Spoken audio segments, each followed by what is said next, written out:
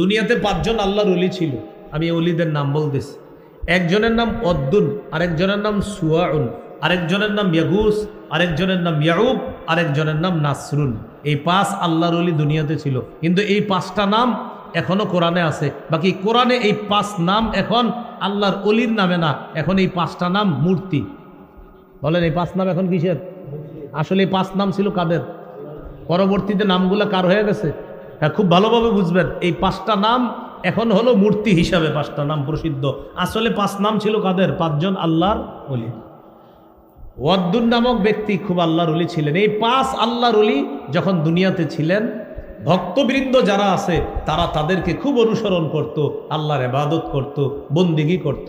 খুব ভালোভাবে শুনেন, শোনার পরে আপনাদের খুলে যাবে অনেক বিষয়। এই 5 আল্লাহর ওলি মারা গেছে। মারা যাওয়ার পর ভক্তরা এখন আগের মতো ইবাদত করে মজা পায় না। ইবলিস মানুষের রূপ ধরে তাদের কাছে আসছে। মন খারাপ তোমাদের? হ্যাঁ। কেন?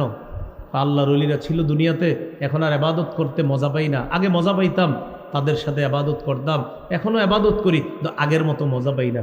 ইবলিস তাদেরকে একটা বুদ্ধি দিল। তখন ইবলিস মানুষের রূপ ধারণ করতো সহজ। আমি তোমাদের এই 5 জন আল্লাহর ওলির 5টা প্রতিমূর্তি বানায়া দিই। 5টা প্রতিমূর্তি বানায়া দিই। তাদের চেহারাগুলো তোমাদের ঘরে ঘরে রাখবা। ওয়াদ্দুন নামক আল্লাহর ওলি যেখানে বসতো ওখানে একটা প্রতিমূর্তি তার চেহারাটা রেখে দিবা। সুয়াউদ নামক আল্লাহর ওলি যেখানে বসতো তার যে আকৃতিটা তোমাদেরকে দিব, তার আকৃতিটা ওই সুয়া নামক আল্লাহর ওলির জায়গায় রেখে দিবা। এইভাবে 5 আল্লাহর ওলির 5টা আকৃতি দিব। আকৃতিগুলা তাদের ইবাদত খানায় রেখে দিবা। তারা যেখানে বসে বসে ইবাদত করত। মানুষ বিষয়টা সহজে নিস। ইবলিস মাটির 5টা প্রতিমূর্তি তৈরি করে দিস। তৈরি করে দেওয়ার পর ওই 5 আল্লাহর ওলি 5 জনের জায়গায় 5টা বসায় দিস। এখন এই মানুষগুলো আল্লাহর ইবাদত করে, কিন্তু এদেরকে দেখে তাদের ভালো লাগে, এদের ইবাদত করে না। কিন্তু ওই 5 জন মূর্তি যে আকৃতি তাদের ইবাদত করে না। বলেন ইবাদত করে কার? আল্লাহ। কিন্তু ভালো লাগে। এই যে আছে আমাদের আল্লাহর ওলি আছে, এই যে ওয়াদ্দুন আল্লাহর ওলি আছে, এই যে সুয়াউন আছে আল্লাহর ওলি, ভালো লাগে। এই জেনারেশন বিদায় নিছে। বুখারীর বর্ণনা, ফালাম্মা হালাকা উলাইকা, যখন তারা বিদায় নিছে, ওয়া তানাসসাখাল ইলমু, এবং যখন সঠিক জ্ঞান বিলুপ্ত হয়ে গেল, মূর্তির ব্যাপারে আল্লাহর ওলিদের ব্যাপারে সঠিক ধারণাটাও দুনিয়া থেকে দূর হয়ে গেল। পরবর্তী জেনারেশন দুনিয়াতে আসছে, আসার পর ইবাদত করে, কিন্তু আগের মতো ইবাদত করে না, ভালো লাগে না। ইবলিস তাদের কাছে আসছে, কি ব্যাপার? বা আমাদের আব্বা বাপদাদা যারা ছিল তারা 5 জন আল্লাহর ওলি, তাদেরকে দেখে ইবাদত করত, আমরাও তাদেরকে দেখে ইবাদত করি, কিন্তু ভালো লাগে না, মজা পাইতেছি না। হ্যাঁ, তোমাদের বাপদাদারা তাদের সামনে গিয়ে সেজদা দিত, তখন ভালো লাগতো। তোমরা এক কাজ করো, তাদের এই 5টা প্রতিমূর্তি এদের সামনে গিয়ে সেজদা দাও, দেখবা ভিতরে ভালো লাগবে। নাউজুবিল্লাহ, জোরে বলেন। বলেন তো, আল্লাহর ওলিদেরকে কেন্দ্র করে কি পূজা শুরু হয়ে গেল? হ্যাঁ বলেন, কি পূজা? সবাই বলেন, কি পূজা? আল্লাহর ওলিদেরকে কেন্দ্র করে 5টা মূর্তি পূজা দুনিয়াতে শুরু হলো। এই হলো দুনিয়াতে মূর্তি পূজার ইতিহাস। এর আগে পৃথিবীতে মূর্তি পূজা ছিল না। তো মুসলমান বর্তমান জামানায় মুসলমান মূর্তির সামনে যায় না।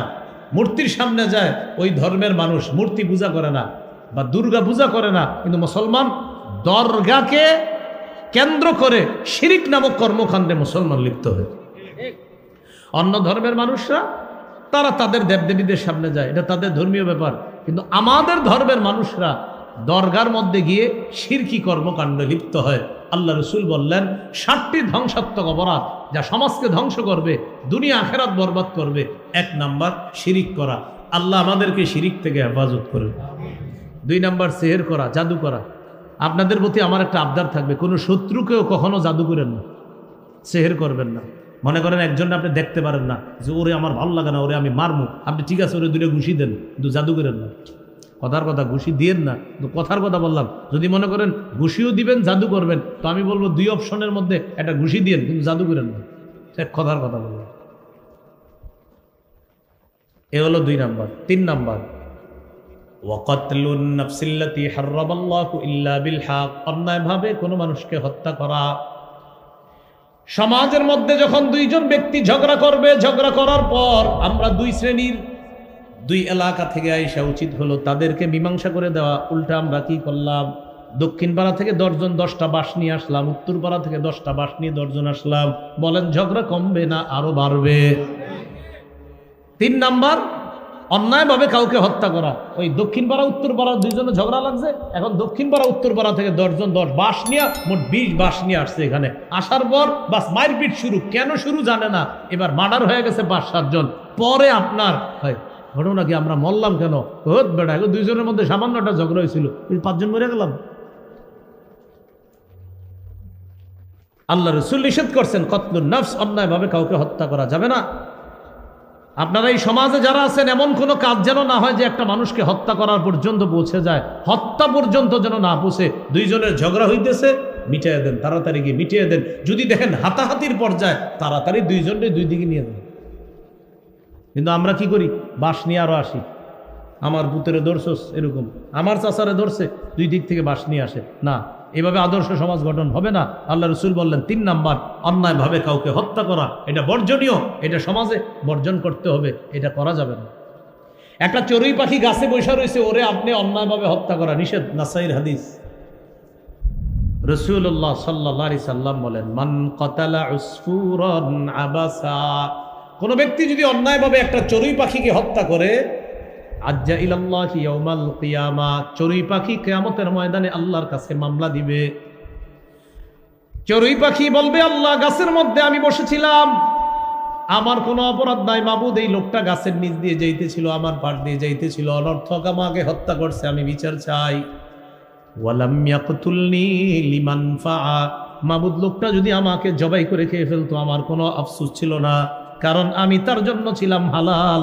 বিসমিল্লাহ বলে জবাই করে খাইলে আমার কোনো আফসোস ছিল না। আল্লাহ, আমার কোনো দোষ নাই, আমি বসেছিলাম, অনর্থক আমাকে হত্যা করছে, আল্লাহ আমি বিচার চাই। চড়ুই পাখি মানুষের বিরুদ্ধে আল্লাহর কাছে বিচার দিবে। নাসাই শরীফের বিশুদ্ধ হাদিস।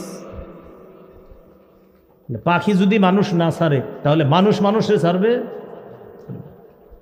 ইয়াজিউল মাকতুলু বিল কাতিল, নিহত ব্যক্তি হত্যাকারী হাত ধরে আল্লাহর কাছে নিয়ে যাবে। আল্লাহ, এই লোক আমারে হত্যা করছে, রক্ত পড়তে থাকবে, আমি বিচার চাই, আমার কি অপরাধ ছিল, এই লোকের বিচার চাই। তাহলে আমার সাথে একটু সবাই বলেন, বলেন, হত্যা নামক অপরাধের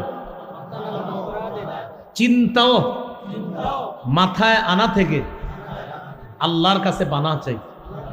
তাহলে আমরা, ঝগড়াঝাটি হইতে পারে, মানবিমান, কিন্তু হত্যা এই জাতীয় না। একজনের উপরে আঘাত, তার অঙ্গহানি করা, তার পা হানি করা, এইগুলোতে আমরা যাব না। যে 2 জনের ঝগড়া হইতে পারে, কিন্তু সেটা যেন তার কানে আঘাত, চোখে আঘাত, তার শরীরে আঘাত, এবং আমি তার একটা হাত শেষ করে দিলাম, একটা আঙ্গুল কেটে ফেললাম, এই পর্যন্ত যেন না যায়। এটা আল্লাহ রাসূল নিষেধ করছেন যে এগুলা হওয়া যাবে না।